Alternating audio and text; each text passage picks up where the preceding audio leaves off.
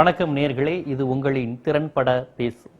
இன்றைய திறன்பட பேசு விவாத நிகழ்ச்சியில் நாம் நரேந்திர மோடியை முன்னிறுத்தி பாரதிய ஜனதா கட்சியில் சமீப காலமாக சில சலசலப்புகள் ஏற்பட்டு வருகின்றன.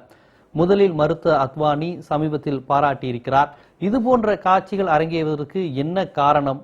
காங்கிரஸ் மற்றும் இடதுசாரிகள் இது போன்ற காட்சிகளை எவ்வாறாக பார்க்கின்றன போன்ற தளத்தில்தான் இன்றைய விவாதம் செல்ல இருக்கிறது.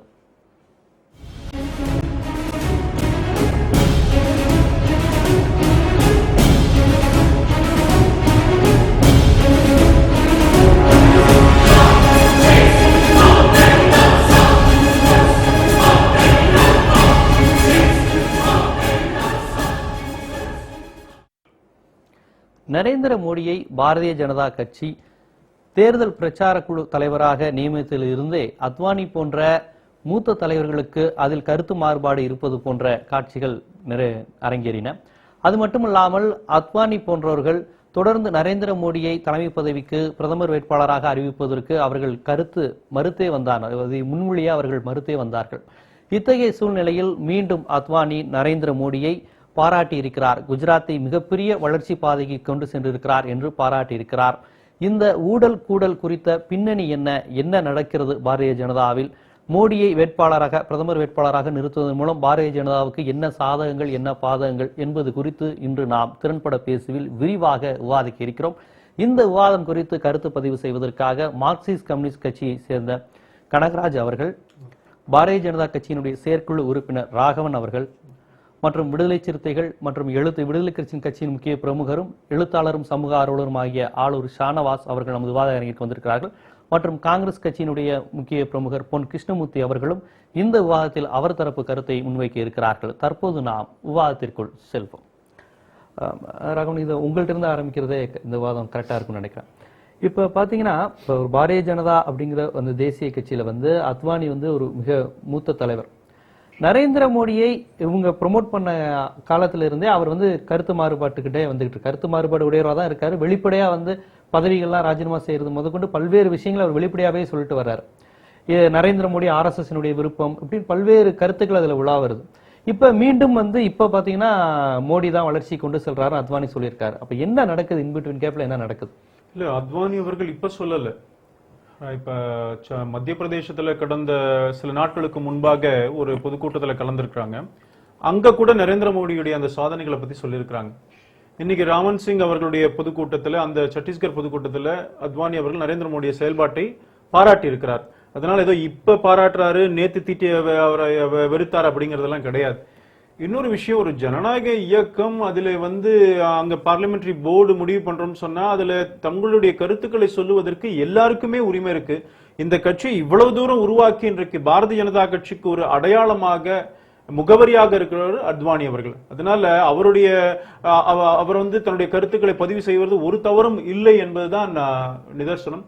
அதே நேரத்தில் எந்த ஒரு மாநிலத்தினுடைய முதலமைச்சருக்கு கூட இந்த அளவுக்கு மக்கள் செல்வாக்கு இருந்ததில்லை. தன்னுடைய மாநிலத்தை தாண்டி நாடு முழுக்க இன்றைக்கு நரேந்திர மோடி மீது மக்களுக்கு இவர் ஒரு சாதிக்கின்ற தலைவர், டெவலப்மெண்ட் அஜெண்டாவை கொடுத்திருக்கிறாரு. குஜராத்தை பல் வழிகளிலே முன்னேற்றி கொண்டு வந்திருக்கிறாருங்கிறது மக்கள் நம்புகிறார்கள். அது அங்க குஜராத்தில் நடந்த பல விஷயங்கள் எங்களுடைய வளர்ச்சி பல கட்டத்திலே அதை பத்தி எல்லாருக்குமே தெரிஞ்சிருக்குது. அதனாலங்க இன்றைக்கு மக்கள் நரேந்திர மோடியை விரும்புகிறார்கள். மக்கள் விரும்புகின்ற தலைவரை இன்றைக்கு பாரதிய ஜனதா கட்சி அடையாளம் காட்டிருக்கிறது. அதுதான் மோடிக்கு பதிலாக அத்வானியை முன்னிலைப்படுத்தும் பட்சத்தில் பாரதிய ஜனதா தோல்வியை சந்திக்குங்கிற ஒரு அச்சம் இருக்கா? அப்படிலாம் ஒண்ணுமே கிடையாது. அதாவது மோடியை முன்னிலைப்படுத்த வேண்டுமா, இன்னொரு தலைவரை முன்னிலைப்படுத்த வேண்டுமான்றது கட்சி முடிவு செய்யணும். புரியுதா? அதனால கட்சி அனைத்து மட்டங்களிலும் இதை பற்றி ஆலோசிக்கிறோம்.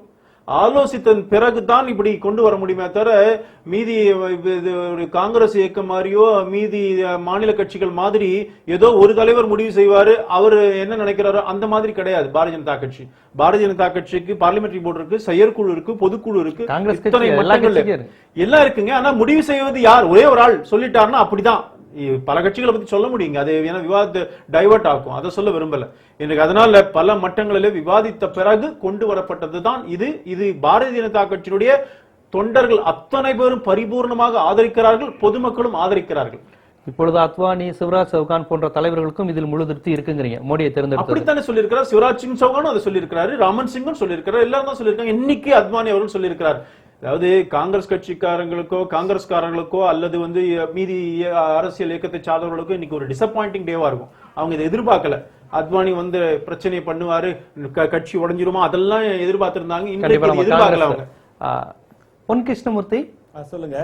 வணக்கம். இப்ப பாரதிய ஜனதா சார்பில் அவர்கள் வைத்த வாதத்தை பார்த்திருப்பீங்க. அதாவது எங்கள் கட்சியில் ஒரு ஜனநாயகத்தன்மை இருக்கிறது, அதனால அத்வானியினுடைய மாறுபட்ட கருத்தையும் நாங்கள் ஏற்றுக்கொண்டோம், இப்பொழுது அவரையும் சமாதானப்படுத்தி மோடியை ஏற்றுக்கொள்ள செய்து விட்டோம், அந்த ஜனநாயகத்தன்மை பாரதிய ஜனதாவுக்கு மட்டுமே இருக்கிறதுன்னு சொல்லியிருக்காரு. எப்படி பாக்குறீங்க?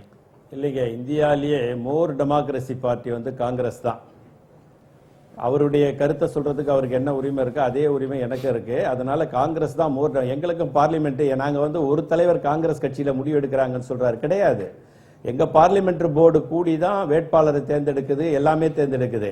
ஆனா இந்த இவ்வளவு பெரிய ஜனநாயக நாட்டில் மக்களால் தேர்ந்தெடுக்கக்கூடிய பிரதிநிதிகள் தேர்ந்தெடுக்கப்பட்ட பிறகு பிரதம அமைச்சரை தேர்ந்தெடுப்பதுதான் ஒரு ஜனநாயக முறை. அந்த ஜனநாயகமே பாரதிய ஜனதா கட்சியிலே முதலிலே இல்லை. அது மக்கள் ஓட்டு போடுகிறார்களா பாரதிய ஜனதா கட்சிக்கு, பெரும்பான்மை கிடைக்கிறதா என்பதெல்லாம் விட்டுவிட்டு முதலிலே இவர்தான் வேட்பாளர் என்று RSS அவர்களை அழுத்தம் கொடுத்தவுடன் அவரை அறிவிக்க வேண்டிய கட்டாயத்தில் இருக்கிறார்கள். எப்படி மகாராஷ்டிர மாநிலத்திலே நிதின் கட்காரி மாநில தலைவராக இருந்தவர் அகில இந்திய தலைவராக ஒரே நாளில் RSS அழுத்தத்தினாலே உயர்த்தப்பட்டாரோ, அதே போன்று குஜராத்தினுடைய முதல்வராக இருக்கக்கூடியவர் RSS அழுத்தத்தினாலே இன்றைக்கு பிரதம வேட்பாளராக அறிவிக்கப்பட்ட. மக்கள் தான் தேர்ந்தெடுக்க வேண்டும். மக்களாலே தேர்ந்தெடுக்கப்பட்ட பிரதிநிதிகள் உருவான பிறகு அந்த கட்சிக்கு மெஜாரிட்டி உருவானதற்கு பிறகு ஏற்படுவதுதான் ஜனநாயகம். எங்க கட்சியில ரொம்ப ஜனநாயகம் இருக்கின்றார், இதிலேயே ஜனநாயகம் இல்லை, எப்படி அந்த கட்சி ஜனநாயக கட்சி என்று சொல்ல முடியும் என்பதுதான் என்னுடைய கேள்வி. இல்ல இப்ப மோடியை அவர்கள் முன்னிலைப்படுத்துவதன் மூலமாக அவர்களுடைய தேர்தல் வியூகத்தை நீங்க எப்படி பாக்குறீங்க? இல்லைங்க, இப்ப அத்வானியும் மோடியும் சேர்ந்துகிட்டு ஒரு பெரிய நாடகமே நடத்திட்டாங்க. நீங்க பாத்தீங்கன்னா இதுக்கு முன்னால் அத்வானி எதிர்த்த போது அவருடைய பக்கத்துல சுஷ்மா ஸ்வராஜும் முரளி மனோகர் ஜோஷியும் இருந்தாங்க. ஆனா மோடியை செலக்ட் பண்ற அன்னைக்கு போய் இவங்க ரெண்டு பேரும் உட்கார்ந்துட்டாங்க. அப்புறம் அத்வானி இன்னைக்கு போய் இந்த மாதிரி அவர் ஒரு நல்ல டெவலப்மெண்ட் சொல்றாங்க. குஜராத்ல நம்முடைய அருமை சகோதரர் ராகவன் சொன்னாரு, நல்ல டெவலப்மெண்ட் சிஎம் சொல்லிட்டு. குஜராத் ஒரு முன்னேறிய மாநிலம் இந்தியாவில் என்பது அனைவருக்கும் தெரிந்த விஷயம்.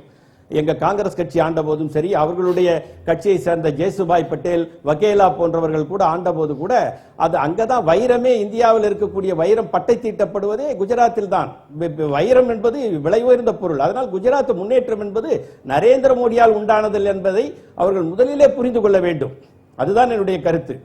இயல்பாவே குஜராத் ஒரு வளர்ச்சி அடைந்த மாநிலம் தான், அதுல மோடியின் பங்கு ஒண்ணு இல்லைன்னு சொல்றீங்களா? மோடியினுடைய பங்கு வேணா அதை காப்பாத்தி இருக்கலாம், வளர்ச்சி அடைந்த மாநிலத்தை கீழே போகாம பார்த்திருக்கலாம், மெயின்டைன் பண்ணாருன்னு சொல்லலாம். அப்படி ஒண்ணா நான் சொல்றது. அதற்கு முன்னாடி இருந்த காங்கிரஸ் கட்சியில் குஜராத்தின் வளர்ச்சி இப்போ உள்ள வளர்ச்சியை நீங்க ஒப்பிட முடியுமா? எப்படி இல்லைங்க, அப்படிலாம் ஒண்ணு இல்லைங்க. அந்த வளர்ச்சியை பாதுகாத்துக் கொண்டிருக்கிறார் மோடி என்று வேணால் பிஜேபி சொல்லட்டும். அதை வேணா நான் இப்போ அவரை பிரதமர் வேட்பாளராக இவங்க தேர்ந்தெடுத்திருக்காங்க. நான் அருமை சகோதரர் ராகவன் கிட்ட கேட்கிறேன், வன்சாரா சொல்லி இருக்கிற அந்த 10 குற்றச்சாட்டுக்கு அவர் பதில் சொல்லி ஆகணும். வன்சாரா எப்படிப்பட்ட குற்றச்சாட்டுகளை இவர் மீது சுமத்தி இருக்கிறார்கள் எல்லாருக்கும் தெரியும். அவர் போத்ரா கோத் வழக்கில் ஒரு பெண் அமைச்சருக்கு இன்னைக்கு தண்டனை கிடைச்சிருக்கு. இதெல்லாம் மறக்க முடியாத உண்மைகள். அதெல்லாம் மக்கள் மறக்கல. அதை தான் முதலே சொன்னேன். மக்களால் தேர்ந்தெடுக்கப்பட்ட எம்பிக்கள், நாடாளுமன்ற உறுப்பினர்கள் பிஜேபிக்கு நிறைய கிடைத்ததற்கு பின்னாலே தான் பிரைம் மினிஸ்டர். கண்டிப்பாக இணைப்பில் இருங்கள். கனகராஜ், நீங்கள் எப்படி பாக்குறீங்க? அதாவது நரேந்திர மோடியை பற்றி இடதுசாரிகளாக இருக்கட்டும், மற்ற ஜனநாயக சக்திகளை விமர்சித்தாலும் அது வளர்ச்சி அடைந்த மாநிலம் என்பதை மக்கள் ஏற்றுக்கொண்டிருக்கிறார்கள் அப்படிங்கிற அவருடைய கருத்தை எப்படி பாக்குறீங்க? நம்பர் 1, இது ஊழலும் இல்லை, மோதலும் கிடையாது, ஒரு நாடகம். இதை இவங்க வழக்கமாக நடத்துகிற நாடகத்தினுடைய ஒரு பகுதி. இதை நீங்கள் பல விஷயங்களில் பார்க்க முடியும். உதாரணமாக இப்போ அவர் மாயா கோட்னானியை ரெஃபர் பண்ணார். அந்த அம்மா தீர்ப்பு வந்தோடனே ஸ்டேட் கவர்மெண்ட் என்ன சொன்னாங்கன்னா அவருக்கு மரண தண்டனை கொடுக்கணும்னு முதல்ல சொன்னாங்க. இன்றைக்கி பேப்பரை பார்த்தீங்கன்னா அப்படி நாங்கள் வலியுறுத்த மாட்டோம்னு சொல்லிட்டாங்க. இந்த இருக்கிறதுல திரு அத்வானி ரொம்ப மூத்த தலைவர், RSSல ஆரம்பத்துலேருந்து வந்தவர். அவருக்கு தெரியும் RSS முடிவு பண்ணிருச்சுன்னா அதுக்கு பின்னால் கடவுளே சொன்னாலும் அவங்க ஒன்றும் கேட்க மாட்டாங்க. RSS தான் அதில் எல்லாமும். எனவே இப்போ முடிவு பண்ணுது. அவர் ஜனநாயகத்தை பற்றியெல்லாம் பேசினார். RSS முடிவு பண்ணதை இவங்க அமல்படுத்தாமல் இருக்க முடியாது. நீங்கள் அத்வானி முரண்டு பிடிச்சாரு. ஆர்எஸ்எஸ் கூப்பிட்டு பேசணும்னா விட்ரா பண்ணிட்டாரு. அப்புறம் அதுக்கு பின்னால விட்ரா பண்ணவர் திரும்ப ஏன் முரண்டு பண்றாரு?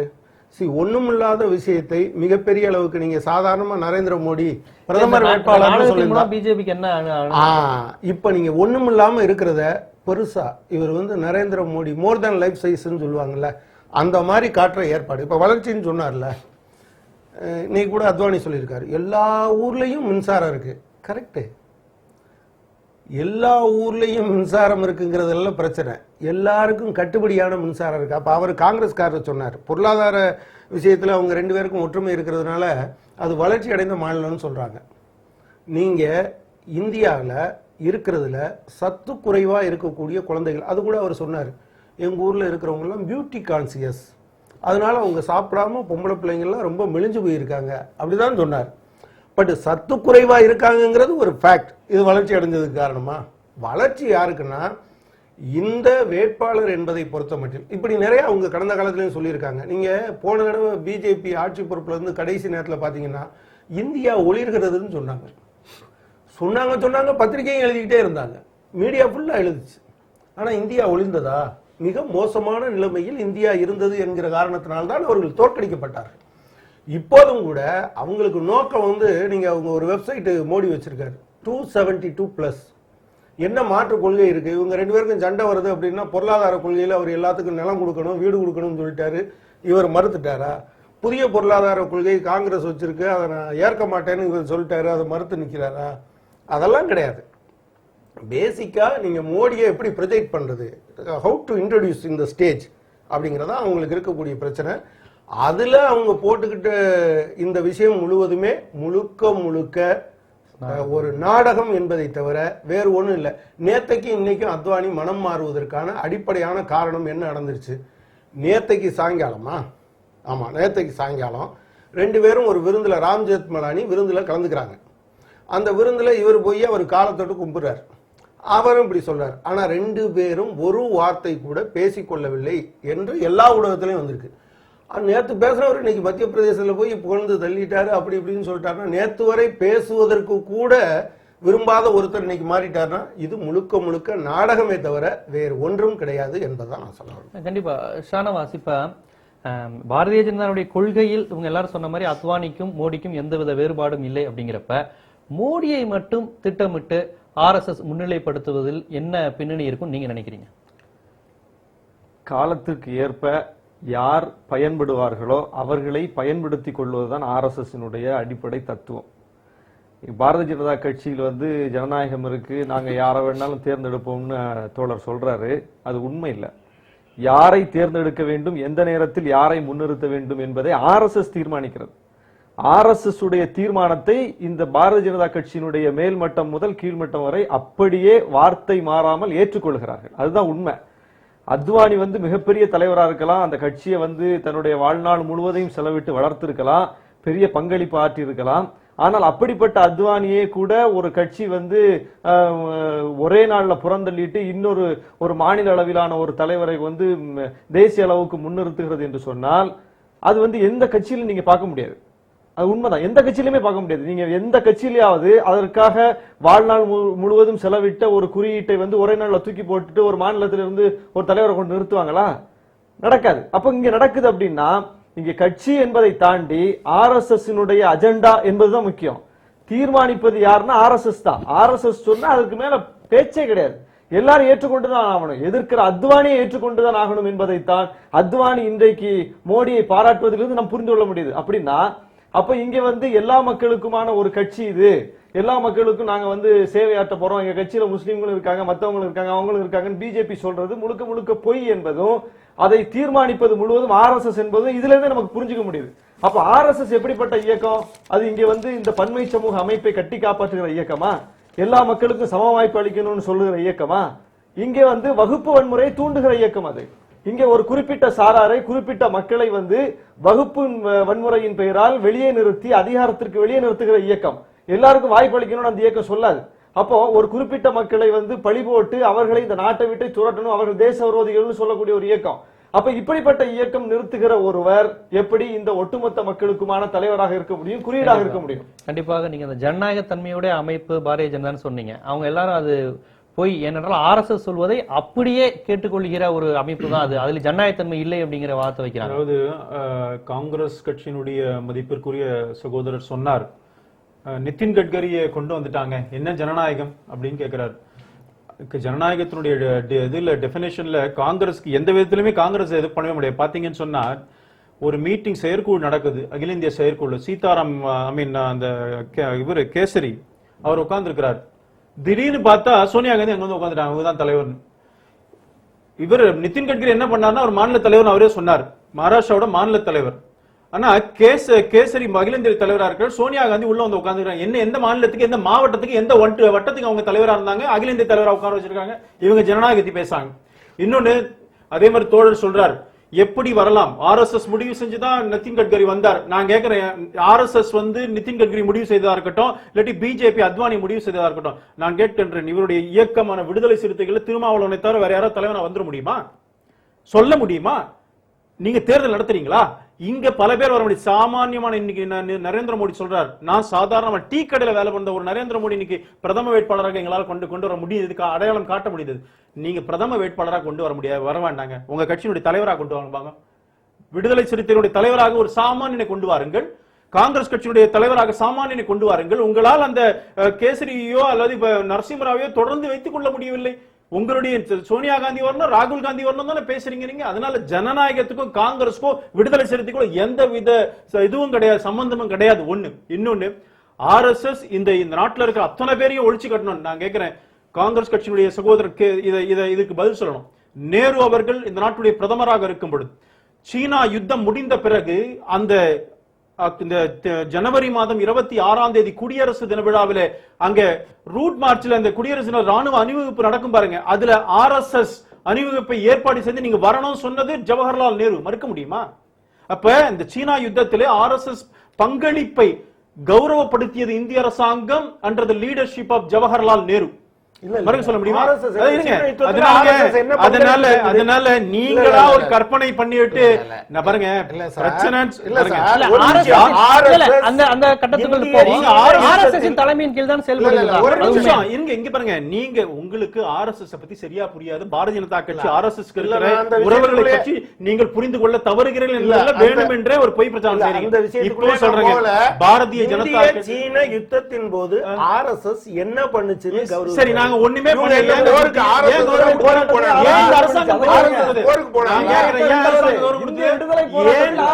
ஜவஹர்லால் நேரு அங்கே குடியரசு தின அணிவகுப்பிலே ஆர்எஸ்எஸ் அதுல ஈடுபடுகிறார். சொல்லுங்க பாப்போம்.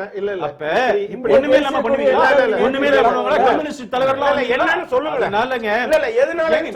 எதனால கொடுத்தீங்கன்னு சொல்லுங்க. எதனால அந்த கௌரவம் கொடுக்கப்பட்டது? இந்த அரசாங்கம் உச்சபட்ச பிரதம மந்திரி அந்த கௌரவத்தை கொடுத்தாரு. ஏன் கொடுத்தாரு சொல்லுங்க. நீங்க அப்செக்ட் பண்ணீங்களா?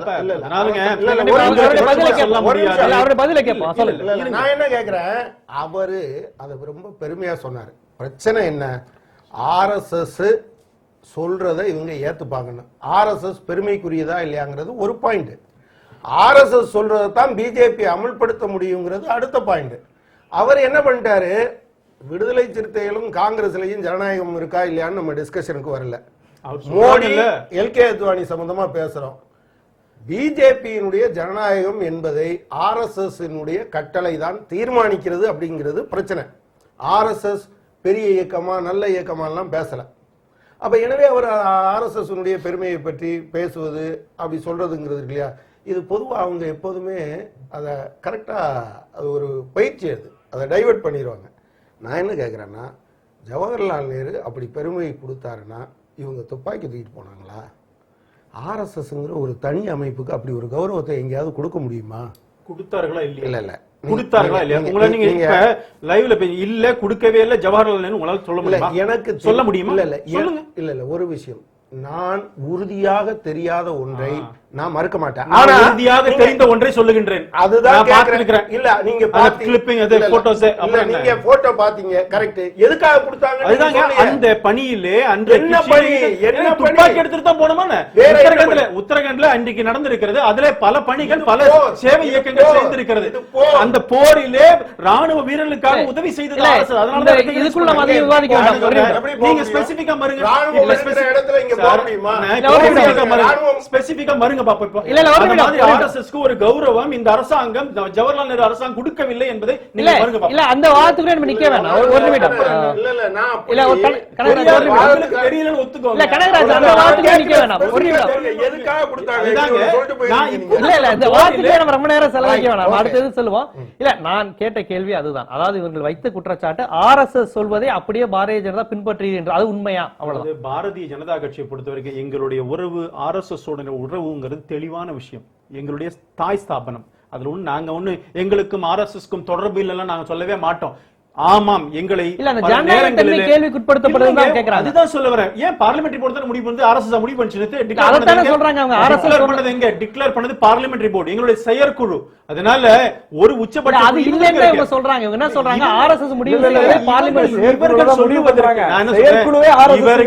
இவர்கள் சொல்லுவதற்கு என்ன சொல்ல, கம்யூனிஸ்ட் கட்சிக்காரங்க எங்களுக்கு நற்சான்றிதழ் கொடுக்கணும், இவங்க எங்களை பாராட்டணும்னு பேசிட்டு இருக்காங்க. அவங்க பாராட்டவும் போறது இல்ல. அது தேவையில்லை. இவர்களுக்காக எதையும் தர வேண்டாங்க. இன்னைக்கு கம்யூனிஸ்ட் கட்சியில என்ன பிரச்சனை இருக்குது, அங்க இருக்கிற மோதல்கள் நீங்க ஒரு இப்ப அத்வானிக்கும் இவருக்குன்னு கேக்குறீங்க. இதுல அச்சுதானந்தனுக்கும் பினராயி இவருக்கும் விஜயனுக்கு பிரச்சனை. அதனால பிரதமர் வேட்பாளர் அளவுக்கு பெரிய பிரச்சனை இல்லை. ஆர்எஸ்எஸ் தேவையான இடங்களிலே ஆர்எஸ்எஸ் பாரதிய ஜனதா கட்சி வழிகாட்டுகின்ற இதுல இருக்கிறது தவிர நாங்களும் கன்சல்டேஷன் கேட்டுக்கிறோம். கண்டிப்பா தேவையான இடங்கள்ல ஆர்எஸ்எஸ் உடைய கருத்துக்களை நிச்சயமாக பாரதிய ஜனதா கட்சி கேட்கிறது. இல்ல இந்த மோடியை செலக்ட் பண்ணதுல ஆர்எஸ்எஸ் உடைய பங்கு இருக்கா இல்லையா? ஆர்எஸ்எஸ் மாத்திரம் சொல்ல, இந்த நாட்டு மக்களுடைய பங்கு இருக்கு சார். மக்கள் விரும்புறாங்க. அது வந்து மக்களை சேர்க்காதீங்க. மக்கள் விரும்பக்கூடாதா? சாதித்த தலைவன் இந்த நாட்டுடைய பிரதமர் வேட்பாளராக வரணும் ஆர்எஸ்எஸ் விரும்பக்கூடாதா? நான் என்ன கேக்குறேன், இந்தியா முழுவதும் அப்படியே இந்திய மக்கள் எல்லாம் கொந்தளிச்சு என்னைக்கு நீங்க வாங்கன்னு சொன்னாங்க. சீதாராம் யெச்சூரி வரணும் யாரும் சொல்லலங்க. நரேந்திர மோடி வரணும் பல பேர் பேசுறாங்க. இல்ல அது நம்ம விவாதம் இல்ல. அவரோட தலைவர் இல்ல. சீஃப் மினிஸ்டர் வரணும் கூட உங்க மாநில உங்க இதுல கட்சியில எவனுமே கண்டிப்பா காங்கிரஸ் கருத்தை கேட்போம். பொன் கிருஷ்ணமூர்த்தி எங்களை கேக்குறாங்களா இல்லையாங்கிறது பிரச்சனை இல்ல. நரேந்திர மோடியை எந்த மக்கள் வாங்க நீங்க அழைச்சாங்க? ஒரு நிமிடம் காங்கிரஸ் தரப்பு கேட்கலாம். மாநிலத்துடைய முதலமைச்சராக கொண்டு வந்திருக்காங்க. 5 முறை இருந்தாங்க. அப்ப 5 முறை இருந்தவர் அதை விட சனவாஸ் உங்க கருத்தை சொல்லுங்க. கொண்டு வாங்க. 3 முறை இருந்தவர் கனகராஜ் வரணும். அவர் வரதுக்கு நீங்களே வழி விடலையே. நீங்களே ஒரு அரசியல் கட்சி வந்து ஏதாவது ஒரு தாய் அமைப்பை சார்ந்தா வந்திருக்கும். அதுல மாற்றுக்கருத்து இல்ல. இன்னைக்கு திராவிட முன்னேற்ற கழகம் இருக்குதுன்னா அது திராவிடர் கழகத்துல இருந்து வந்ததுதான். ஆனா இன்னைக்கு ஒரே நாள்ல கலைஞரை தூக்கி போட்டு இன்னொருத்தரை வந்து வீரமணி முடிவு பண்ண முடியுமா? முடிவு பண்ண முடியாது. ஆனா ஆர்எஸ்எஸ் முடிவு பண்ணுது பாருங்க. இப்ப எங்க கட்சியில வந்து நீங்க ஒரு இன்னொரு மாற்று தலைவரை சொல்லுங்க திருமாவளவனை தாண்டி ஐயா கேட்டாங்க. அது தலைவரை வந்து நம்ம ஒரு நாள் திடீர்னு உருவாக்க முடியாது. தலைவர்கள் வந்து உருவாகி தான் வரணும். தலைவரை வந்து திடீர்னு இவங்க காட்டுற மாதிரி நம்ம காட்ட முடியாது. தலைவர்கள் களத்துல இருந்து வரணும், உருவாகி வரணும். திருமாவளவன் களத்துல இருந்து உருவாகி வந்தவர், அதனால தலைவரா இருக்கிறார். அதனால ஆனா இப்படி எந்த கட்சியில நடக்காத ஒண்ணு பாரதிய ஜனதா கட்சியில நடக்குது. அவர்கள் நினைத்தால் ஒரு தேசிய தலைவரை டம்மி ஆக்குவார்கள், ஒரு டம்மியை தேசிய தலைவர் ஆக்குவார்கள் என்றால் அது கட்சி முடிவு செய்கிறதா ஆர்எஸ்எஸ் முடிவு செய்கிறதாங்கிறத எங்க கருத்து. நீங்க நினைச்ச கட்சி வெளியேற்றுவீர்கள். பொதுமக்கள் கருத்து கேட்போம். ராகம் ஒரு நிமிடம் பொதுமக்கள் கருத்து கேட்போம். வணக்கம், திறன்பட பேச. திருப்பூர்ல இருந்து கோவிந்தசாமி பேசுறேங்க. திருப்பூரில இருந்து கோவிந்தசாமி, உங்க கருத்து சொல்லுங்க சார். ஆர்எஸ்எஸ்ங்கிறது சாதாரண இயக்கம் அல்ல. அதாவது மோர்வி நகர்ல வெள்ளம் வந்தப்ப மிலிட்டரியே போக முடியாத இடத்துல அவங்க போய் மதச்சார்பற்றாம இல்லாம எல்லாத்துக்கும் கஞ்சி வச்சு ஊத்துனாங்க. மோர்வி நகர்ல எப்ப வெள்ளம் வந்ததுன்னு உங்களுக்கு தெரியுமல்ல? தெரியாதா? அவங்க கிட்ட கேட்டுக்குங்க. ஆர்எஸ்எஸ் இப்ப நம்ம விவாதம் இல்ல. ஒரு நிமிடம் கோவிந்தசாமி ஒரு கருத்து சொல்லிருக்கீங்க. இல்ல ஒரு நிமிடம். இப்ப ஆர்எஸ்எஸ் வந்து பாரதிய ஜனதாவுடைய தலைமையை தீர்மானிக்கிறது அப்படிங்கிற விஷயம் தீர்மானிக்குதா இல்லையா? அது தீர்மானிக்கட்டும், அது தப்பில்ல. இந்தியாவுங்கிற ஒரு தேசபக்தி அல்ல, அந்த பதில் தான் அல்ல, அதுதான் இங்க கேள்வியா இருக்கு. அதுதான் கேள்வி. நன்றி. இணைப்பில் வந்து இப்படி எல்லாம் பல விஷயங்களை பல பேர் சொல்லிட்டே போவாங்க. இவரும் சொன்னாரு, திடீர்னு ஒரு நாள் நரேந்திர மோடி 1500 பேரை உத்தரகாண்ட்ல போய் குஜராத்திகளா பார்த்து கூட்டிட்டு வந்தாரு. டைம்ஸ் ஆஃப் இந்தியா ஒரு நிமிஷம்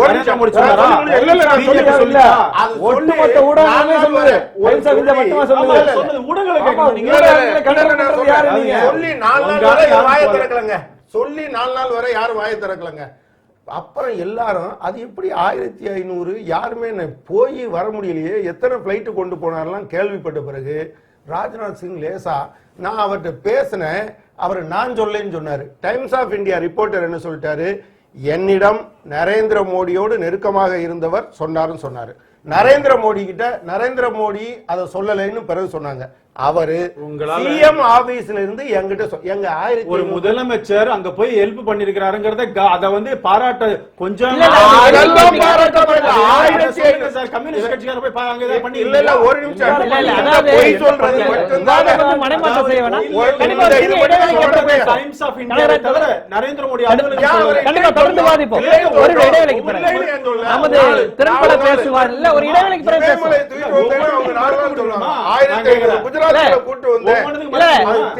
தனித்தனியா பேசாத மக்களுக்கு புரியும். ஒரு நிமிடம் இடைவேளைக்கு பிறகு நமது திறன்பட பேசு விவாத நிகழ்ச்சியில் இந்த மோடி அத்வானிக்கிடையே ஏற்பட்ட அந்த மோதல் ஊழல் குறித்த விவாதம், அதற்கு பிறகு மோடி குறித்த தனித்த பிம்பம் உருவாக்கப்படுவது குறித்த விமர்சனம் என்று நமது விவாதம் விரிந்து சென்று கொண்டிருக்கிறது. ஒரு சிறிய இடைவெளிக்கு பிறகு நாம் திறன்பட பேசுவோம்.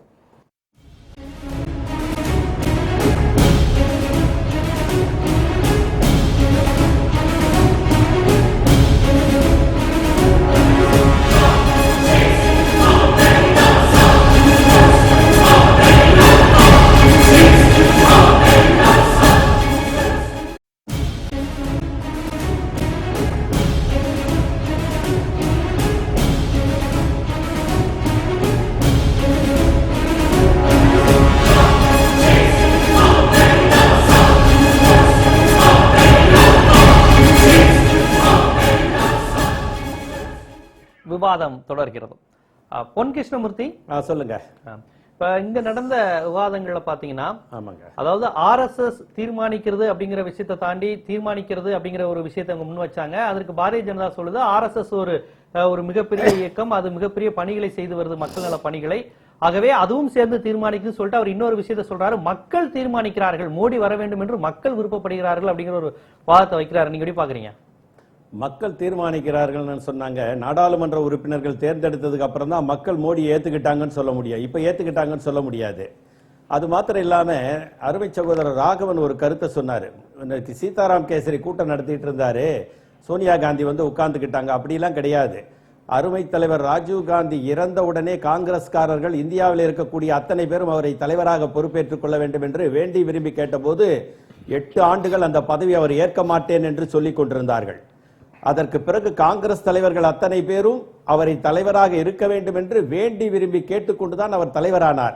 இதை முதலிலே அருமை சகோதரர் ராகவன் புரிந்து கொள்ள வேண்டும்.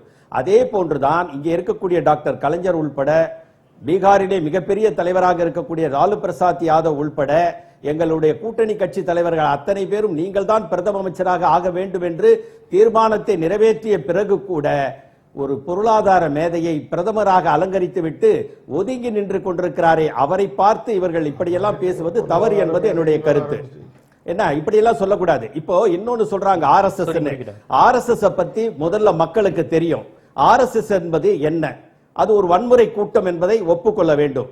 அதனுடைய கூட்டத்திலே இருந்த ஒருத்தர் கோட்சே என்பவர் கையிலே இஸ்மாயில் என்று குத்தி கொண்டு தவறான தகவல் கொடுக்கிறார். நான் பேசி முடிக்கிறேங்க. கோட்சே என்பவன் இஸ்மாயில் என்ற பெயரை குத்தி கொண்டு சுன்னத்து செய்து கொண்டு காந்தியை சுடுகிறார்.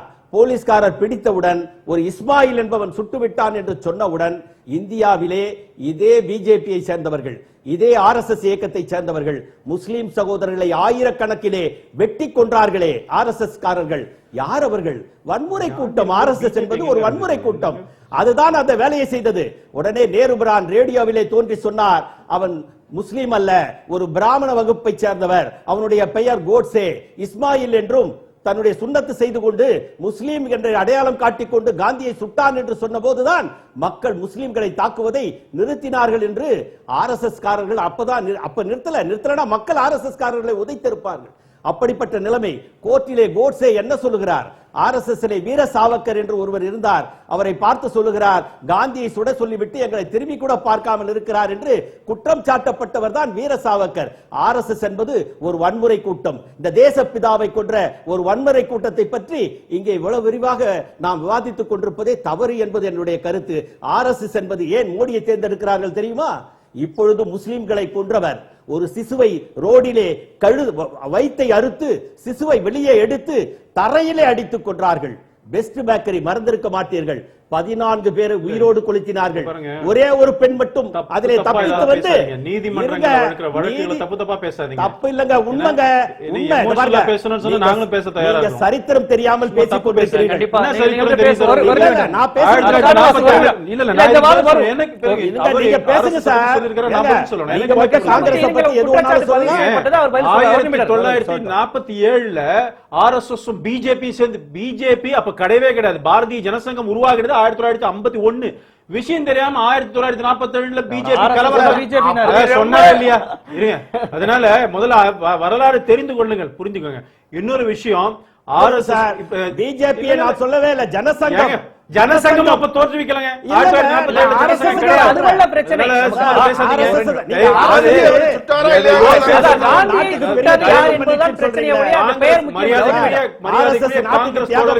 சொல்லிக்கொள்ள விரும்புகிறேன். சட்ட ஹிஸ்டரிய வரலாறை தெரிந்து கொண்டு பேசுங்கள். நீங்க ஜனசங்கம் அப்ப தோற்றுவிக்கல. இன்னொரு விஷயம்,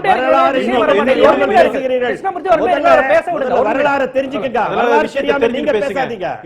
இன்னொரு விஷயம், அன்றைக்கு நீதிமன்றத்திலே தெளிவாக இருக்கிறது. இதுல ஆர்எஸ்எஸ் காரர் இன்வால்வ் நீதிமன்றம் அந்த தீர்ப்பு வழங்கி இருக்கிறதா? கோட்சே ஆர்எஸ்எஸ் காரன் சொல்லி இருக்கப்படுதா? அதனால சும்மாவானா ஏதாவது பேசிட்டு இருக்காது. நீங்க ராம ஜென்மபூமி விஷயத்துல நரசிம்மராவ் அவர்கள் ஆர்எஸ்எஸ் எல்லாம் பேன் பண்ணும் பொழுது ட்ரைபுனல்ல போய் வெள்ளம் வந்தாச்சு. சும்மா அவங்க நீதிமன்றமே ஒற்றுக்கொள்ள பலமுறை நீங்க ஆர்எஸ்எஸ் பேன் பண்ண கூட முயற்சி பண்ணீங்க, நடக்கல. அதனால பொய்யான குற்றச்சாட்டை சொல்லாதீர்கள். பாபர் மசூதி யாரு முஸ்லிம்களே போய் இடிச்சிட்டாங்களா? அத்வானி போய் இடிக்கலையா? பாபர் எங்க அன்னைக்கு பிரைம் மினிஸ்டர் உங்களாங்க, உங்களதான் சொல்லிட்டு இருக்காங்க எல்லாரும். முஸ்லிம்களுக்கு உங்களதான் சொல்லிட்டு இருக்காங்க. ஒண்ணு புரிஞ்சுக்கோங்க, பிரைம் மினிஸ்டர் இருந்தது நீங்க. ரெண்டு பேருமே மேட்ச் ஃபிக்ஸிங் ஆனா நாங்க கருத்து என்னன்னா பாபர் மசூதி ஒரு நிமிஷம், பாபர் மசூதிங்கிறதே நாங்க முதல்ல ஏத்துக்கல. அதனால அது சப்ஜெக்ட் அவர் சொல்றாருல்ல,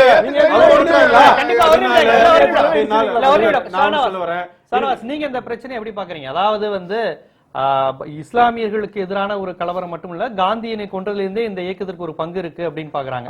அதுதான் உண்மை. அது வந்து முஸ்லிம்களுக்கு எதிரான இயக்கம் அப்படின்னு சொல்றதே முதல்ல தவறு. ஆர்எஸ்எஸ் வந்து ஒட்டுமொத்த இந்திய மக்களுக்கு எதிரான இயக்கம் அப்படிதான் நான் சொல்லுவேன். ஏன்னா இங்க இருக்கிற விளிம்பு நிலை மக்கள் யாருக்கும் அது வந்து நீதி செய்ததில்லை. அது ஐயா சொன்னது மாதிரி, ஏன் வந்து காந்தியை கொல்லணும்? காந்தி வந்து என்ன தானா செத்து போயிட்டாரா? காந்தி யாராவது ஒருத்தர் சுட்டுதானே செத்தாரு.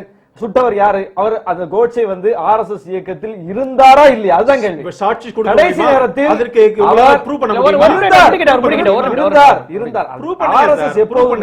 எப்போதுமே என்ன செய்யும்னா, நேரடியா தான் மாட்டிக்காத அளவுக்கு எல்லா ஏற்பாடுகளையும் செய்து விட்டு தான் களத்துக்கே போகும். அதுதான் விஷயம். அது எப்பவுமே வந்து நேரடியா தன்னை வந்து ஈடுபடுத்திக் கொள்ளாது. ஏன் இத்தனை அமைப்பு இருக்கு? விஹெச்பினா என்ன, பஜ்ரங்கல்னா என்ன, அது எக்கச்சக்க சேனாக்கள் இருக்கு. என்ன இதெல்லாம்? ஒவ்வொருத்தரும் ஒவ்வொரு வேலையை செய்வாங்க. அவங்களுக்கு அந்த பணிகள் கொடுக்கப்பட்டிருக்கும். சிக்கி கொண்டால் அவர்கள் சிக்கிக் கொள்வார்கள். அவங்களுக்கு எங்களுக்கு சம்பந்தம் இல்லைன்னு ஆர்எஸ்எஸ் விளைவிக்கும். ஆர்எஸ்எஸ் அப்படித்தான் தன்னுடைய 80 ஆண்டுகளுக்கு மேற்பட்ட வரலாற்றை கடந்து வந்திருக்கிறது. ஏன்னா எப்போதுமே அதனுடைய கூறு இதுதான். அது இங்க இருக்கிற விளிம்புநிலை மக்களுக்கு எதிரான தன்னுடைய வேலைகளை இஸ்லாமியர்களுக்கு எதிரான அமைப்புங்கனாலதான் நீங்க ஆர்எஸ்எஸ் எதிர்க்கிறீங்களா? கட்டாயமா கிடையாது. இஸ்லாமியர்களுக்கு எதிரான அமைப்பு இல்லையா? அது அது ஒட்டுமொத்த மக்களுக்கு எதிரானது. இங்க இருக்கிற தலித்துகளுக்கு ஆர்எஸ்எஸ் நீதி செய்யுமா? ஜனநாயகத்துக்கு எதிரான அமைப்பு. ஜனநாயகத்துக்கு எதிரான, அதான் சரியான வார்த்தை. ஜனநாயகத்திற்கு எதிரான அமைப்பு அது. இங்க இருக்கிற எத்தனையோ விஷயங்கள் நீங்க எடுத்துக்கங்க. இல்ல இப்ப பிற்படுத்தப்பட்ட மக்கள், தாழ்த்தப்பட்ட மக்கள், சிறுபான்மை மக்கள், இல்ல சிறுபான்மை மக்களுக்கு எதிரான அவர் இருந்ததை சொன்னாங்க. பிற்படுத்தப்பட்ட தாழ்த்தப்பட்ட மக்களுக்கு எந்த வகையில அரசு எதிராக இருக்குன்னு சொல்றாங்க?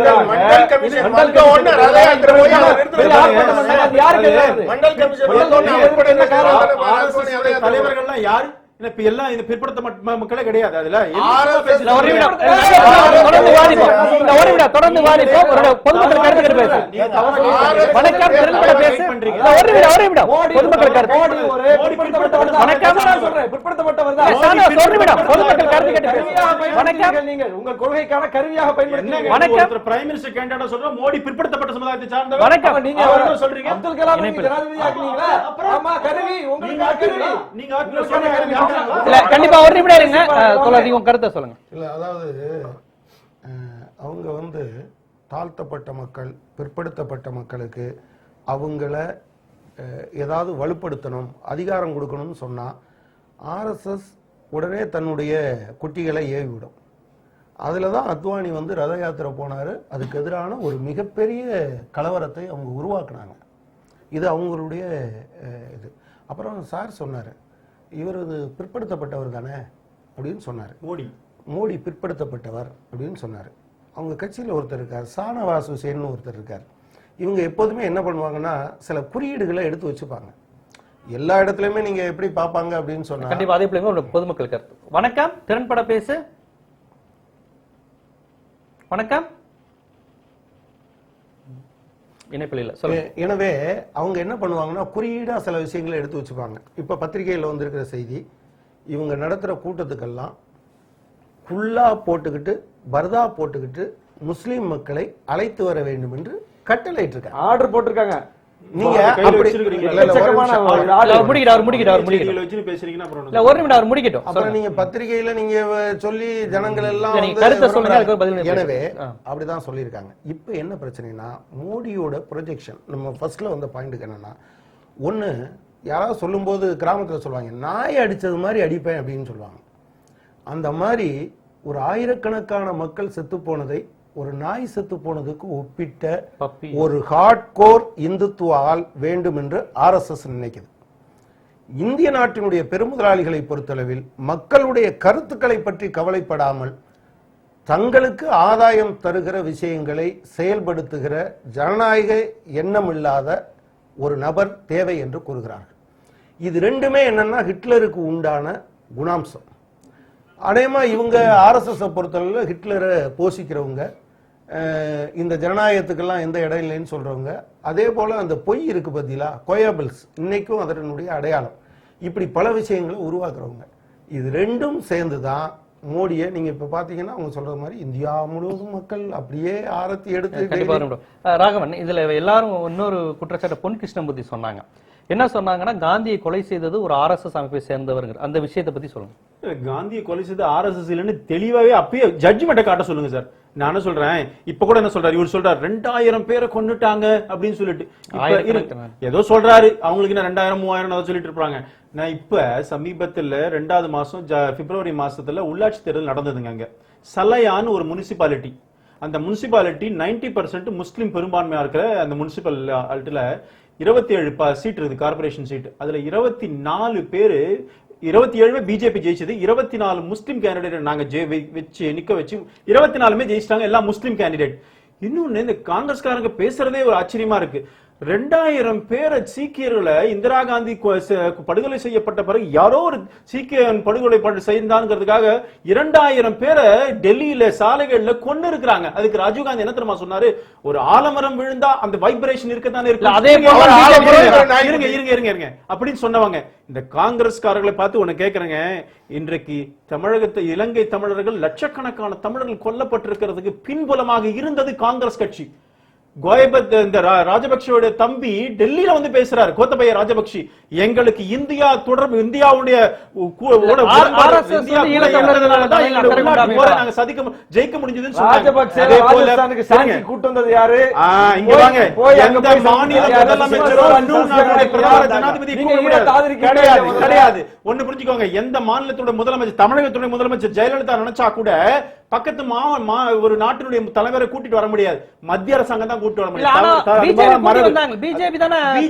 அதுதான் சொல்ல வரேன். பாரதிய ஜனதா முதலமைச்சர் நினைத்தால் ஒரு இன்னொரு நாட்டுடைய ஜனாதிபதி வர முடியாது. இந்த நாட்டுடைய இங்க இருந்து தான் இன்விடேஷன் போனது, அப்படி போக முடியாது. அதான் சொல்ல வரேன், இந்த அரசாங்கம் கூட்டதுன்னு சொல்ல வரேன். ஒரு நிமிடம், அரசாங்கம் நீங்க அவர் இன்னொரு சொன்னாரு, உள்ளாட்சி தேர்தலில் இஸ்லாமியர்கள் மோடிக்கு வாக்களித்தாளர்கள் அந்த விஷயத்தை பெற்றார். 24 கேண்டிடேட் ஜெயிச்சிருக்காங்க இஸ்லாமிய கேண்டிடேட்களுக்கு. அதாவது ராஜபக்சே தான் வெற்றி பெற்றிருக்கிறார் திரும்பவும் இலங்கையில. தமிழர்கள் எல்லாம் ஓட்டு போட்டாங்க, தமிழர்கள் எல்லாம் ஆதரிச்சிட்டாங்கன்னு அதுக்கு நம்ம காரணம் சொல்ல முடியுமா? அதனால திரும்ப திரும்ப ஒருத்தர் ஒரே இடத்துல ஜெயிக்கிறாருங்கிறத வச்சு அந்த மக்கள் அக்செப்ட் பண்ணிட்டாங்க, ஏத்துக்கிட்டாங்கிற வாதம் பண்ண முடியாது. அப்படின்னா தமிழர்கள் ராஜபக்சே ஏத்துக்கிட்டாங்கன்னு அர்த்தம் ஆயிடும். அதனால அது வந்து சரியான வாதம். இன்னொன்னு, ஒரு நெருக்கடிக்குள் அச்சப்பிடிக்குள் ஒரு மக்களை வைத்து விட்டு நீங்க வந்து அவங்க அப்படித்தான் வாக்களிப்பாங்க, அவங்க அந்த வாக்களிப்பு அங்க செய்யலைன்னா அவங்களுக்கு எதிரான நடவடிக்கைகள் மேற்கொள்ளப்படும். முஸ்லிம் கேண்டிடேட் கண்டிப்பா. அதாவது தமிழ்நாட்டுல ரொம்ப ஸ்பெசிபிக்கா தாழ்த்தப்பட்ட மக்களுக்கு ஒதுக்கப்பட்ட இடங்கள்ல எல்லாம் இதுவரையிலும் தாழ்த்தப்பட்டவர்கள் தானே ஜெயிச்சாங்க. அது என்னது பாப்பாப்பட்டி, கீரிப்பட்டி இதுல எல்லாம் சொல்லுவாங்க. பிரச்சனை என்னன்னா இவங்க சில பேரை அவங்க சொல்றதை ஏத்துக்கிறவங்கள வச்சிருக்காங்க. அதான் நான் சொன்னேன், ஷானவாஸ் ஹுசைனை அவங்க வச்சிருப்பாங்க, அப்துல் கலாமை இப்படி ப்ரொஜெக்ட் பண்ணுவாங்க. இதெல்லாம் அவர்கள் அந்த மக்களுக்கு உண்மையானவர்களா? கேள்வி. அப்துல் கலாம் என்றைக்காவது அவர் நீங்க பண்ற நாடகத்துக்கு அவர் இரையாயிட்டாருங்கிறதா மிகப்பெரிய இளைஞருடைய நம்பிக்கை நட்சத்திரம் அப்துல் கலாம். அவரையும் கொச்சப்படுத்துறீங்க. அப்துல் கலாம் மேட்டர்ல வேணா மடைமாற்றம் செய்வேனா? இன்னொரு மோடி வந்து இன்னைக்கு பேப்பர்ல கூட சொல்லியிருக்காருன்னா சச்சார் கமிட்டி பரிந்துரைகளை என்னால் செயல்படுத்த முடியாது, செயல்படுத்த மாட்டேன்னு சொல்லியிருக்காரு. இந்த விஷயத்தை பாக்குறீங்க? நான் என்ன கேட்கிறேன், சச்சர் கமிட்டி கொடுத்த அறிக்கையினோட ரிப்போர்ட் என்ன தெரியுமாங்க? சுதந்திரம் பெற்று இத்தனை ஆண்டுகளாக இஸ்லாமிய மாணவர்கள் இஸ்லாமிய சமுதாயத்திலே அங்க கல்வியிலே பின்தங்கி இருக்கிறார்கள், அவர்கள் கொடுக்கணும், மறுக்கவே இல்லை. இந்த நாட்டில் இஸ்லாமியர்கள் மாத்திரம் இல்ல, கிறிஸ்துவ குழந்தைகள் படிக்கணும், இந்து குழந்தைகள் படிக்கணும், இஸ்லாமிய குழந்தைகள் படிக்கணும், மாற்று கருத்து கிடையாது. நான் என்ன கேட்கிறேன், சச்சர் கமிட்டி இப்ப என்ன கொடுக்குது ரிப்போர்ட்? ரங்கநாத் மிஸ்ரா கமிட்டியும் சச்சர் கமிட்டியும் இவர்கள் பின்தங்கிய நிலையில இருக்கிறாங்க. நான் இந்த நாட்டுல சுதந்திரம் பெற்ற பிறகு 55 ஆண்டு காலம் இந்த நாட்டை நிர்வகித்தது காங்கிரஸ். அப்ப நீங்க இன்றைக்கும் கூட அவங்களுக்கு படிப்பு வரலன்னா இந்த குற்றம் முதல் குற்றவாளி அந்த கமிட்டி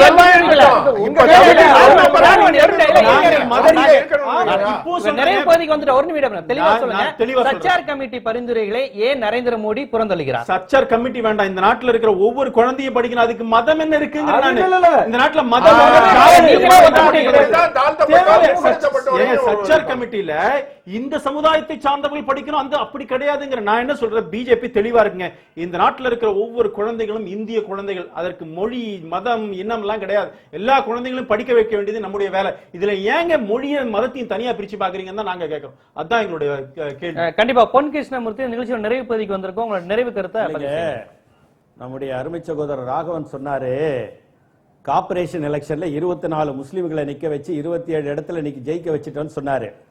அது சாதாரண இங்க சென்னையில எல்லாம் சொல்லுவாங்க குப்பை தொட்டி எலெக்ஷன் சொல்லுவாங்க. ஆனால் நான் கேட்கிறேன், குஜராத் சட்டசபைக்கு ஒரே ஒரு முஸ்லிம் சகோதரர்களை இவர்கள் வேட்பாளர்களாக நிறுத்தினார்களா? ஒரே ஒரு முஸ்லிம் சகோதரர் மோடி அமைச்சரவையில் அமைச்சராக இருக்கிறாரா? சொல்ல முடியுமா ராகவனால்? சொல்ல முடியாது. இன்றைக்கு சொல்றார் சச்சார் கமிட்டியை நாங்கள் ஏற்றுக்கொள்ள, சச்சார் கமிட்டியை நாங்க போட்டோம், ரங்கநாத் மிஸ்ரா கமிட்டியை போட்டோம். ஏன் போட்டோம்னு கேட்டாக்கா, அந்த மக்களுக்கு ஏற்படக்கூடிய நல்ல திட்டங்களை செயல்படுத்த விடாமல் பிஜேபி இன்றைக்கு ஒரு நாளைக்கு 6 கோடி ரூபாய் செலவாகிற நாடாளுமன்றத்தை சின்ன சின்ன விஷயங்களுக்கு நடத்த விடாமல் தடுக்கிறார்கள். அதே போன்றுதான் இன்றைக்கு சச்சார் கமிட்டியை வச்சு நிறைவேற்ற வேண்டிய அளவிலே முஸ்லிம் சகோதரர்களுக்கு நன்மை செய்வதற்கு, இந்த நாட்டிற்கு சுதந்திரம் பெறுவதற்கு முஸ்லிம் சகோதரர்கள் பாடுபடவில்லையா? அவர்கள் போராட்டத்திலே கலக்கவில்லையா? கான் அப்துல் கபார் கான் கலக்கவில்லையா? காந்தியோடு தோழராக இருக்கவில்லையா? ஆகவே இவர்கள் என்னன்றா, இருங்க ஒரு நிமிஷம், ஒரே நிமிஷம் என் கருத்தை பதிவு பண்ணிடுறேன். ரத யாத்திரை போய் மசூதியை இடித்த போது, பாபர் மசூதியை இடித்த போது RSS அத்வானியை தூக்கி பிடித்தது, வாஜ்பாயை புறந்தள்ளியது. இன்றைக்கு முஸ்லிம்களை கொன்றதற்கு மோடியை தூக்கி பிடித்து அத்வானியை வெளியே தள்ளுகிறார்கள். இதுதான் RSS கொள்கை, அதுதான் அவர்களுடைய தேர்வு. யாரெல்லாம் வன்முறை கூட்டத்திற்கு தலைமை தாங்குகிறார்களோ அவர்களை ஏற்றுக்கொள்ளுகிற RSS இயக்கத்திற்கு இன்றைக்கு பிரதமர் ஒருவர் கிடைத்திருக்கிறார். உங்களுடைய சுருக்கமான நிறைவு கருத்து. அதாவது இந்திய அரசியலமைப்பு சட்டம் என்பதும் இந்திய ஜனநாயகம் என்பதும் உண்மையான ஜனநாயகம் என்பதும் அதிகார பரவல் தான். இங்க ஒரு குறிப்பிட்ட சமூகத்திற்கு மட்டும் அதிகாரத்தை குவிப்பது, மற்ற பின்தங்கிய சமூகங்கள் அப்படியே காலத்தை கழிப்பது என்கிறது மாதிரி இருக்கிறது உண்மையான ஜனநாயகம் கிடையாது. ஏன் முதல் அமைச்சரவையிலேயே காங்கிரசுக்கே சம்பந்தம் இல்லாத, காங்கிரஸே விமர்சித்துக் கொண்டிருந்த அம்பேத்கரை கொண்டு சட்ட அமைச்சராக்குனாங்க, கல்வி அமைச்சராக அபுல் கலாம் ஆசாத் ஆக்குனாங்கன்னா அதிகார பரவல். எல்லா மக்களுக்கும் போனோம். நேரு ஒரு சமூகத்தை சார்ந்தவர், அம்பேத்கர் இன்னொரு சமூகத்தை சார்ந்தவர், அபுல் கலாம் ஆசாத் வேறொரு சமூகத்தை சார்ந்தவர். இவர்கள் எல்லோருக்குமான பங்களிப்பு, கூட்டு பங்களிப்பு இருக்கும் போதுதான் அது உண்மையான ஜனநாயகம் என்பதை இந்த நாட்டினுடைய முதல் அமைச்சரவை நமக்கு சொல்லுகிறது. அப்படிப்பட்ட ஒரு அமைச்சரவை மோடி அமைத்திருக்கிறாரா? அவருடைய அமைச்சரவையில் இஸ்லாமியர்களுடைய பிரதிநிதித்துவம் உண்டா? அவருடைய சட்டமன்ற உறுப்பினர்கள் இஸ்லாமியர்கள் உண்டா? அப்போ இஸ்லாமியர்களுக்கு பிரதிநிதித்துவமே வழங்காத ஒரு அமைச்சரவை அவர் அமைத்திருக்கிறார். ஒரு ஆட்சி அவர் நடத்துகிறார். அந்த மக்களுக்கு எந்த வாய்ப்பையும் அளிக்காத ஒரு ஆட்சி. ஒரு டம்மியாக கூட இவர்கள் வைத்திருக்கிற ஷானவாஸ் ஹுசைன் போன்ற போலித்தனமான முஸ்லிம்கள் கூட அவர்களுடைய இதில் இல்ல, அமைச்சரவையில் இல்ல. அப்படின்னா டம்மிகளுக்கு கூட நாங்கள் அதிகாரம் தரமாட்டோம் என்று ஒரு முன்முடிவோடு இயங்குகிற கொள்கையை வைத்திருப்பவர்கள் இவர்கள் ஒரு குறிப்பிட்ட மக்களுக்காக, ஒரு குறிப்பிட்ட இயக்கத்தினுடைய ஆசைகளை, அதனுடைய அஜெண்டாவை வேர்மட்டம் வரை கொண்டு பாய்ச்சுகிற திட்டத்தோடு புகுந்திருக்கிறார்கள். இவர் ஒட்டுமொத்த மக்களுக்குமான பிரதிநிதிகள் அல்ல, இவர்கள் அம்பலப்படுத்தப்பட வேண்டியவர்கள். கண்டிப்பா உங்களுடைய நிறைவு கருத்து சுருக்கமா பதிவு செய்யுங்க.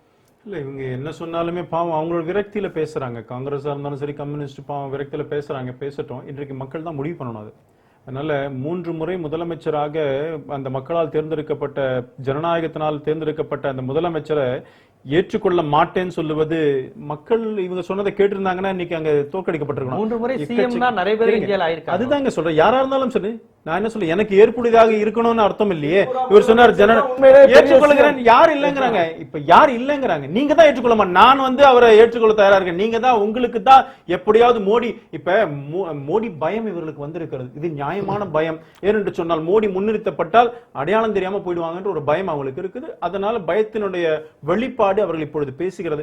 இன்று பாரதிய ஜனதா கட்சியை பொறுத்தவரைக்கும் இன்றைக்கு இந்தியாவிலே ஆயிரக்கணக்கான சட்டமன்ற உறுப்பினர்களை பெற்றிருக்கும், வெற்றி பெற்றிருக்கிறோம்.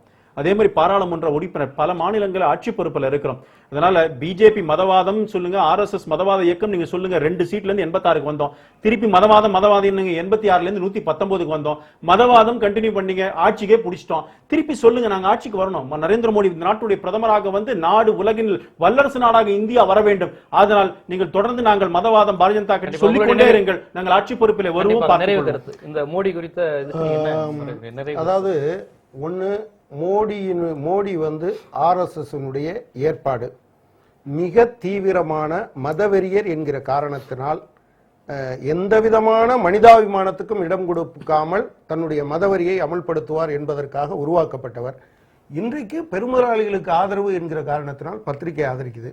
அவர் சொல்றது மாதிரி ஹிட்லர் இதே மாதிரி தான் வந்தார். நீங்க மதவெறின்னு சொல்லுங்க, என்ன வேணாலும் சொல்லுங்க. ஆனால் அவர் சொன்னாரு, மோடியை பார்த்து பயம் சொன்னாரு. உண்மையிலே எனக்கு பயம் இருக்கிறது. இவ்வளவு ஒரு மனிதனை கொன்ற பிறகு அதற்காக வருத்தம் கூட தெரிவிக்க தயாராக இல்லாத ஒரு மனிதரை இந்த நாட்டினுடைய பிரதமர் என்று சொல்லுகிற தைரியம் பிஜேபிக்கு வந்திருக்கிற அளவுக்கு இந்தியாவில் மக்களுடைய சகிப்புத்தன்மை இருக்கிறதோ, ஏற்றுக்கொண்டு இருக்கிறார்களோ, அதை சொல்றதுக்கு கூட அவங்க ஒன்றும் ஜெயிக்க முடியாது, நிச்சயமாக ஜெயிக்க முடியாது, வாய்ப்பே கிடையாது. ஆனால் அதை சொல்றதுக்கான தைரியமே இந்திய ஜனநாயக அமைப்பில் வந்திருப்பது என்பதே பயப்பட வேண்டிய அவசியம்தான். நீங்க ஹிட்லர் வரும்போதும் அநேகமாக ஹிட்லருக்கு இருந்த பாப்புலாரிட்டி உலகத்துல யாருக்குமே இருந்ததில்லை. அவ்வளவு பெரிய பாப்புலாரிட்டியோட வந்தாரு. அப்புறம் அது உலகத்திற்கே மிகப்பெரிய அச்சுறுத்தலாக வந்தது. பிஜேபி ஒருவேளை தனிப்பட்ட முறையில் இந்தியாவினுடைய அதிகாரத்துக்கு வந்தால் அது உலகத்துக்கு நல்லதில்லைங்கிறது இல்ல, மனித குலத்துக்கே அச்சுறுத்தலாக முடியும் என்கிற காரணத்தினால் அதை நிராகரிக்க வேண்டிய கடமை இந்திய மக்களுக்கு இருக்கு. கட்டாயமாக அதை இந்திய மக்கள் செய்வார்கள். கண்டிப்பாக. இன்றைய திறன்பட பேசு விவாத நிகழ்ச்சியில் மோடி அத்வானிக்கிடையே இருந்தது ஊடலா கூடலா என்பது குறித்து விவாதம் ஆரம்பித்து அதனை பிற கட்சிகள், பாரதிய ஜனதா தவிர்த்து இடதுசாரிகளாக இருக்கட்டும், பிற ஜனநாயக சக்திகள், முற்போக்கு இயக்கங்கள் அனைத்தும் அது ஒரு நாடகமே என்று வாதத்தை முன்வைத்தன. அவை அதாவது RSS எடுக்கின்ற எந்த ஒரு முடிவையும் பாரதிய ஜனதா மறுத்து விடாது. RSS எடுத்த முடிவையே அது முழுமையாக அது செயல்படுத்துகிறது என்பதை அவர்கள் இங்கு முக்கியமான ஒரு வாதமாக வைத்தார்கள். RSS என்பது ஒரு நல்ல இயக்கம் தான், அந்த கருத்தை நாங்கள் ஏற்றுக்கொள்வதில் என்ன தவறு என்கின்ற வாதம் இங்கு வைக்கப்பட்டது. ஆனால் பெரும்பாலான இங்கு இருக்கக்கூடிய முற்போக்கு சக்திகள், இங்கு இஸ்லாமியர்களுக்கு ஒரு அச்சுறுத்தலான சூழல் வந்துவிடும், மோடி ஆட்சிக்கு வந்துவிட்டால் தாழ்த்தப்பட்ட பிற்படுத்தப்பட்ட மக்களுக்கான இடஒதுக்கீடு பறிக்கப்பட்டுவிடும் போன்ற பல்வேறு குற்றச்சாட்டுகளை அவர்கள் முன்வைத்தார்கள். காங்கிரஸ் கட்சியோ RSS பிஜேபி போன்ற கட்சிகள் காங்கிரஸ்க்கு மாற்றாக முன்வைக்கின்றன ஒழிய அங்கு ஜனநாயகம் கிடையாது, அங்கு ஒரு சர்வாதிகார ஆட்சி தான் இருக்கும், ஹிட்லரை போலதான் அவர் நடத்துவார் என்பதையும் காங்கிரஸ் தரப்பு இங்கு அழுத்தமாக முன்வைத்தது. அது மட்டுமல்லாமல் இந்த தேர்தல் என்ன முடிவு என்பதை மக்கள் தான் முடிவு செய்ய வேண்டும். மக்கள் அனைத்து காட்சிகளையும் பார்த்து கொண்டு இருக்கிறார்கள். இந்த விவாதம் உட்பட இங்கு இந்தியாவில் என்ன நடைபெறுகிறது என்பதை அனைத்தையும் அவர்கள் பார்த்து கொண்டு இருக்கிறார்கள். ஆகவே இந்த விவாதம் குறித்த இறுதி முடிவை மக்கள் தான் எடுக்க வேண்டும். மீண்டும் ஒரு திறன்பட பேசு விவாத நிகழ்ச்சியில் சந்திக்கும் வரை உங்களிடமிருந்து விடைபெறுவது ஜீவ சகாப்தன்.